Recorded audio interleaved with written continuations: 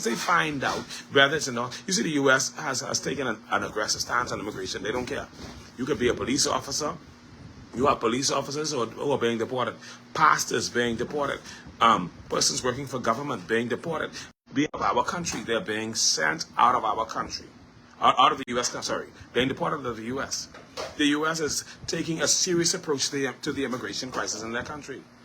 All of these persons are being deported. Police officers, pastors, government workers who, if once it is found that you are a foreigner, ICE is picking you up.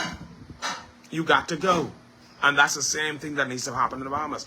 If you are pregnant, if it is found that you're pregnant, once you enter Princess Margaret Hospital, there should be a reporting mechanism that says, okay, so-and-so, Mary Jane Joseph showed up at the hospital. She was pregnant. She is an immigrant. She does not possess Bahamian documents, and she is pregnant. And so that when they done finish with you, immigration come right there, collect you, and say, Mary Jane Joe, the flight can be carrying you out today.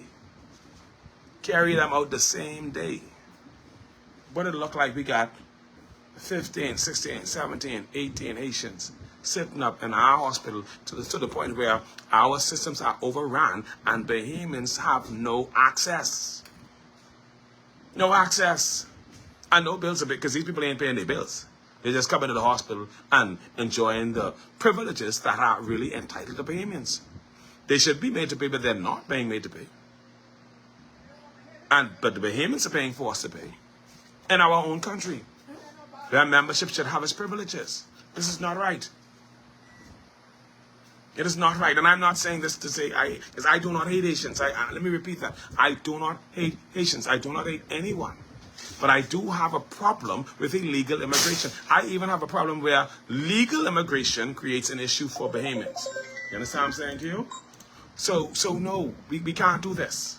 We can't do this. We got to get it together. You understand what I'm saying to you? Some person may not like me saying that, but I have to say it.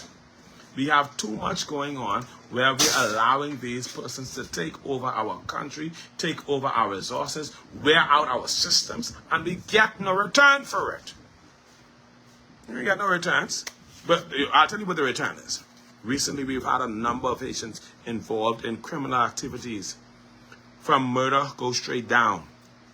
A number of them committing murders, wanted for murder, being murdered. And I'm not agreeing with that either because I don't support that. But this nefarious criminal element is becoming a burden on our already strained law enforcement system. I shouldn't say becoming a burden because it is already a burden. You understand what I'm saying to you? And it is sad that it continues with, we have persons who are selling out our country, selling false passports, selling all these different documents, doing all this stuff, and making a mess of things in our country. Did anybody see the case with Eddie Lexian? Let me find the case with Eddie Lexian.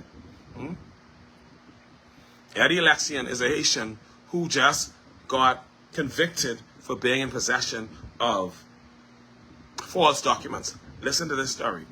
It says, and I got this from Our News. It says, a man has been jailed after he pleaded guilty to having a forged voter's card and driver's license. So he's a Haitian, but he had a voter's card and he had a driver's license. And so you all know we're in trouble. And only him, because hundreds of them have our voter's cards and are going to participate in our elections.